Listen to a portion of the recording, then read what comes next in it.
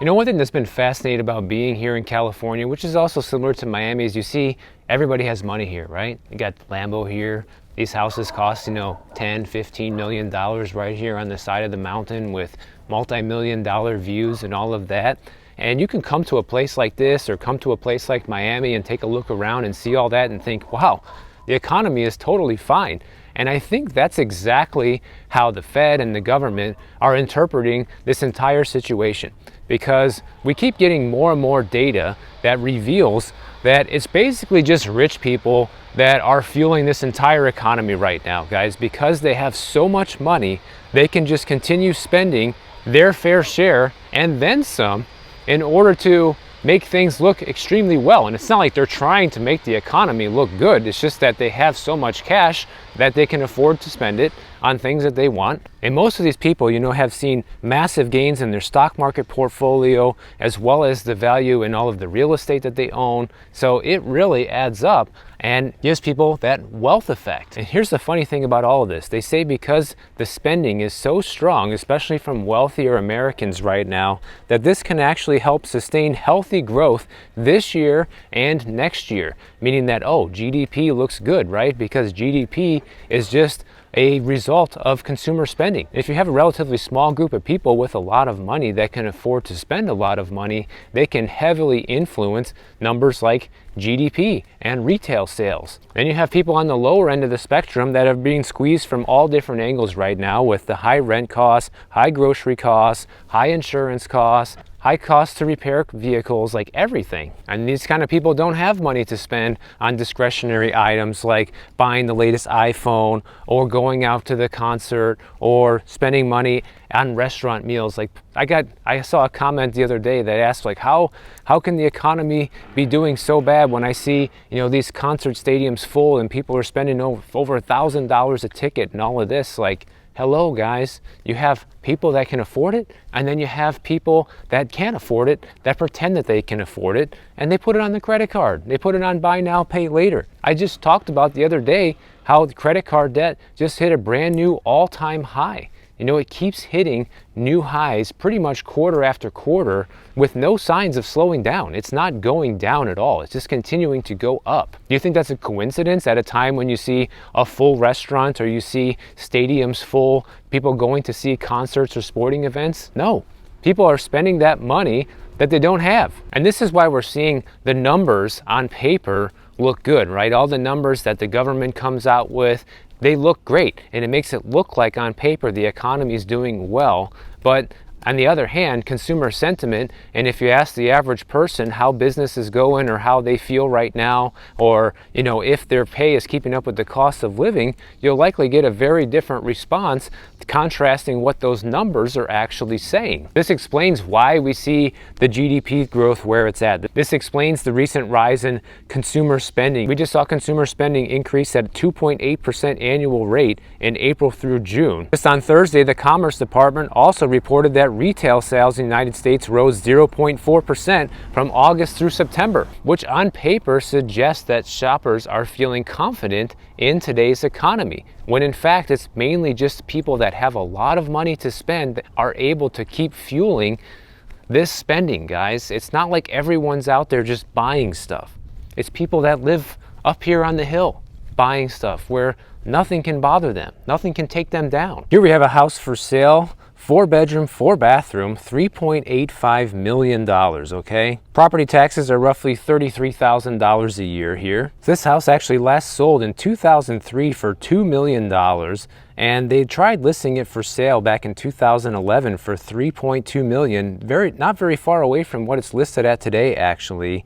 Never actually sold it. Tried several times after that in 2015, 2016. And then check this out, guys. They listed it for rent back in 2018 for $10,500 a month. As recently as 2023, you could rent this house for only $9,450 a month.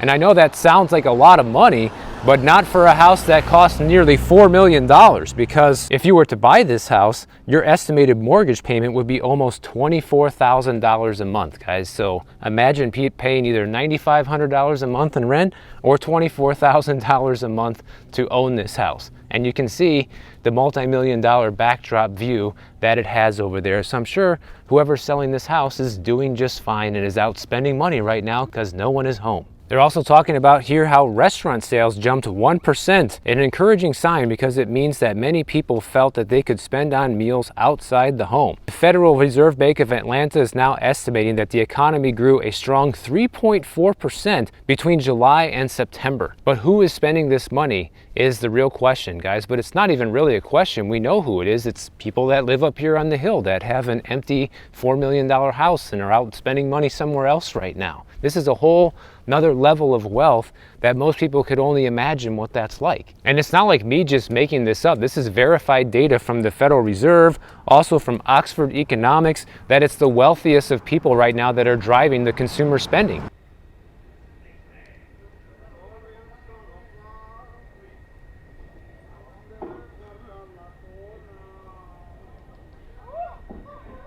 They're talking about here how housing and stock values have soared for the wealthiest 1/10 of Americans over the past 4 years, and the value of their home equity has jumped up 70% from the first quarter of 2020, and their stock and mutual fund wealth has jumped 86% to just under 37 trillion during this same time frame. It's like, yeah, we've had inflation in the meantime, but when you're talking making this kind of cash, it doesn't really matter, guys. In fact, according to this recent data, they say by August of 2024, inflation-adjusted spending on retail goods was nearly 17% higher than it was in January of 2018 for upper-income households, which is defined as those earning more than $100,000 a year. And obviously, in an area like this, earning over $100,000 a year is probably low income. You got to be earning north of $1 million a year to be able to afford anything in this area. But when they talk to folks that don't make a lot of money, that are feeling strapped right now, they're saying the opposite. You know, they say, listen, I'm not feeling good at all about things. You know, I can't believe how expensive everything is when it comes to clothes, food, maintaining my car, you name it. I just can't keep up. And I understand that this is America, guys, and everybody can make their own way in America. And if you're not making enough money, you can find a way to make more money. That's the beautiful thing about our country. I am not disputing that. That is definitely an option for people. But it's pretty obvious that this jump in inflation, as well as the jump in net worth for people at the top, has increased the gap between the haves and the have-nots even further. And as a result of this, the lowest income Americans, those who are earning $28,000 a year or less, their spending on discretionary items fell 2.5 percentage points by the second quarter of this year compared with 2019. But at the same time, the wealthiest 1/5 of Americans saw their share of discretionary spending purchases actually increase during the same time frame. And unfortunately, our society is set up in a way that if you want to get any of their spending power back, it's on you, guys. No one's going to get it back for you. You know, the government's not going to help you. You know, all they care about is increasing inflation and printing more money, so they're just going to make you poorer. Anybody who's rich isn't going to help you. No one's going to just give you money. So your only option is to find a way to make it work for yourself, to find a way to increase your income, but of course do it with integrity and honor, and find a way to help people, find a way to earn money in a way that doesn't hurt someone else. And we know that lower income households are suffering right now, not only because of how much everything costs, but they're falling behind on car payments. They're falling behind on credit card payments. But a lot of economists are saying this isn't actually going to be enough to derail the economy. So basically everything that we've been saying here isn't going to happen. They're saying that the economy is still going to be fine because the people at the top have so much money that they can essentially afford to keep things going as is, and the people who are falling behind, it's not going to be enough to make a dent in where things go. I don't know. Let me know. Do you think that's true or not? Other economists are optimistic that consumers will continue spending in the coming months as inflation-adjusted incomes keep rising, which is going to restore more of Americans' purchasing power. Like, I don't know who's getting these raises, guys. I mean, unless you own your own business and you're able to substantially increase your income, or you're just lucky and you work for a company that's doing well and is paying out nice bonuses and increasing your pay substantially, I don't think this is the reality that most Americans are facing right now. You let me know. You know, right now we have household debt at $20.2 trillion as of the second quarter of this year, which is up $3.25 trillion In other words, 19% from when inflation started spiking back in the first quarter of 2021. And this is according to the Federal Reserve. So they know the numbers could actually be worse than that because these guys aren't very good at reporting facts. In the second quarter of this year, we also saw household debt rise 3.2%. in just one quarter, guys. And I can assure you it's not people that are wealthy living at the top of this hill that are taking out more debt right now. They don't really need to. Debt's not very cheap. It doesn't really make a lot of sense to refinance a house or do a cash out refinance or to finance some kind of big purchase if you have the money to do it, because the interest rates are still relatively high. This means that people who are borrowing right now and paying these higher interest rates are most likely doing it out of necessity, not because they just want to or it's a cheap time to borrow money. And if you're tempted to just jump in on this game and say, well, look, the stock market keeps hitting all new highs, maybe I should just, get in on the action, you might want to think twice, because David Rosenberg, he is the founder of Rosenberg Research, and he actually called the 2008 recession and warned that the market was overvalued back then and that people were going to get burned, and sure enough, they did. He says at this moment in time, we are in the mother of all momentum-driven stock markets, and when this mega bubble pops, it will be spectacular. He says it's no time to chase momentum or the herd mentality. Even I would like to get a piece of the action, but I'm being patient, guys, because I know that this stock market is going to get hit hard. I mean, how can it just continue going up forever? We've never really seen that happen in history, so there's nothing that makes me believe that it's going to happen again now. And this is actually very dangerous because of the level of exposure that the average person has. Like, for example, household equity ownership as a percentage of assets at the start of this year is north of 40%, and it exceeds the levels that we reached during the dot-com bubble, which means that if the average person has 40% of their net worth, tied to the stock market, and it takes a big hit, that person is now going to be a lot more poor than they were before the stock market took that hit. And this includes people up here at the top of the hill that have a lot of their money invested in these things. The difference is they probably have a lot of other assets as well that even if they do take that hit, it's not going to be as substantial for them because they have a lot of other wealth and assets to fall back on. Now, I know David Rosenberg, as well as other people here on YouTube and myself, have been saying that there's going to be a recession for a while now. It hasn't really materialized, at least not officially. So most people think that it's not going to happen at all. But we do see a lot of weakness emerging in this economy, especially when it comes to the unemployment and the job openings. These figures are not looking good right now, and there's a high probability that we might just be at the tipping point right now, guys, because the Fed has already started cutting interest rates, which is an indication that they're gearing up for recession.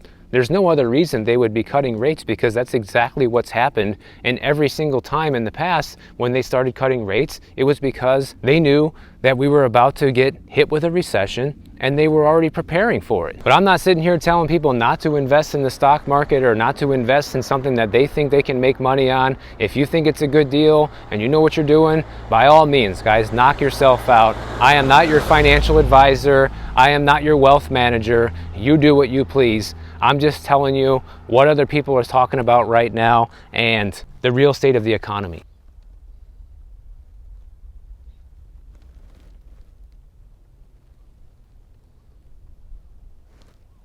Now, the other day I was talking about credit card debt and how it just reached a brand new all-time high, and the number one reason people cited for going into credit card debt and maxing out credit cards is the fact that they just can't keep up with the rising cost of living. And it was just revealed that the top 5 states with the worst credit card debt are Mississippi, Georgia, Louisiana, Alabama, and Texas, all southern states. They say in these southern states, residents are facing higher debt balances and are also more likely to have payments overdue by 30 days or more. Well, why is that? Apparently, it's due to the fact that people in these southern states have lower incomes, and inflation is obviously a huge problem for everybody, no matter where you live. But the lower your income is, you still have to contend with all the inflation that we've received. They say in Mississippi, about 7% of its consumers over the past 30 days are behind on credit card payments and had an average credit card debt of $5,400, which is still below the national average, but still, it's a lot of money to owe and not be able to pay off. And every month you don't pay it off, you're getting hit with that 23-28% interest rate right now. You got Georgia at 6.3% of its residents in the same boat. You know, Louisiana, Alabama, and Texas is between 6 and 5.5% of all of its residents 30 days late or more on credit card payments right now. And here's the thing, guys. Everybody's getting hit with inflation, but if you live in an area that's very low income, you could say, well, at least they have, you know, a lower cost of living, which is true. You know, housing is a lot cheaper, and also maybe utilities are cheaper, things like that. But things like food and gas, insurance, those are all things that everybody has seen a spike in, and even in the cheapest areas across the country, people have seen housing prices go up as well. And the lower your income, the harder you get hit by those rising costs. And here's something else to think about.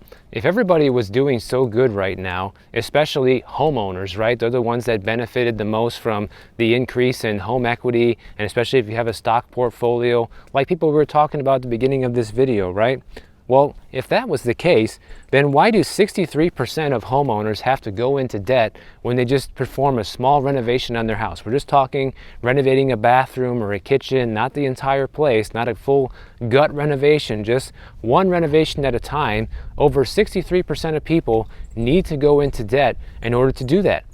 If they had the money, they wouldn't have to go into debt. Like I said earlier, borrowing right now is not cheap, so there's no incentive to borrow cheaply and keep investing in other areas where you can out-earn the interest you're paying. That doesn't really exist right now. According to Clever Real Estate, they talked to homeowners that completed a renovation project in the last 5 years, and about 78% of them went over budget on their last project, and 44% exceeded their budget by at least $5,000, and 35% exceeded the budget by at least $10,000. So that also goes to show you that people go into these home renovations thinking, well, you know, it's not going to cost that much. You know, maybe it's going to be 10 grand to do this. Next thing you know, you need an extra 10 grand that you weren't planning on, and so you have to borrow the money. Even if you planned and you saved and you thought, okay, I have the money to pay for this in cash, and then things don't go to plan, if you want to finish the renovation, you have no choice but to borrow the extra money. So far in 2024, 45% of homeowners have already spent $5,000 or more on renovations this year, and 36% have spent $10,000 or more. 33% of homeowners borrowed $10,000 or more for their most recent home remodel, and 36% struggled to pay their credit card bill afterwards, guys. And some people need to remodel things out of necessity if something just isn't functional anymore, but most renovations are done out of wanting to keep up with the Joneses. You know, you watch HGTV one day and you see how beautiful they did that bathroom, and you want it to look like that too in your house, and so you spring for it even though you don't have the cash. You say, I'll just put it on the credit card, pay for it later. And clearly, this is what a lot of people are doing. So much so that even a third of people struggle to even pay the money back. That's how people get into trouble too. Then they start taking out home equity loans and home equity lines of credit to pay off the credit cards. And now you have that renovation debt attached to your house. And if you can't pay it back, now your house is on the hook. Now the roof over your head is in limbo if you can't pay the money back. So what all of this reveals is that there's just a severe lack of financial education. Even in the richest country in the world, in the United States, there's still a lot of people that just don't know anything about money, guys. Like, everybody needs to do their own part to educate themselves on this yourself. You know, imagine how much it's costing to do something like this renovation here. You have a condo that has all this scaffolding up, tons of work going on. That for sure is probably a special assessment situation, and if it's not, then they're collecting a lot of extra money in reserves to make this happen. You think the people are ready for that? They have money for that stuff? It's just like what we talk about going on in Florida right now. But people who are financially educated have saved for stuff like this, or they bought in this building knowing that they can afford to spend extra on a special assessment or need to pay higher HOA dues to make something like this happen. Or if you buy a house, they know they can afford the renovation and stuff like that. It seems like the way a lot of people handle their finances, unfortunately, is I will just buy it today and worry about how I'm going to pay for it later. No wonder the buy now, pay later companies are booming, because that's exactly their business model. But do yourself a favor. If you're somebody who struggles with money, get educated educated about it, guys. Try to figure out your pain points of where you went wrong. You know, there's tons of free information out there on YouTube and the internet. I try to do my part here, you know, giving people heads up on all the financial mistakes that other people make that you can easily avoid if you just listen to some of my videos. There's plenty of videos out there teaching you how to invest properly, teaching you how to budget your money, all sorts of things like that. You don't even have to pay anybody to learn. You just need to take an active interest in your own financial future and make it happen. I'm not saying you have to strive to be like somebody living up here on the hill, but maybe you can be somewhere in the middle of the hill, like down here, right? It's probably better than being at the bottom. So if you enjoyed this video, make sure you subscribe to the channel. And if you don't want to wait for my next video to come out, check out this one on the screen right over here, and I'll see you in the next one.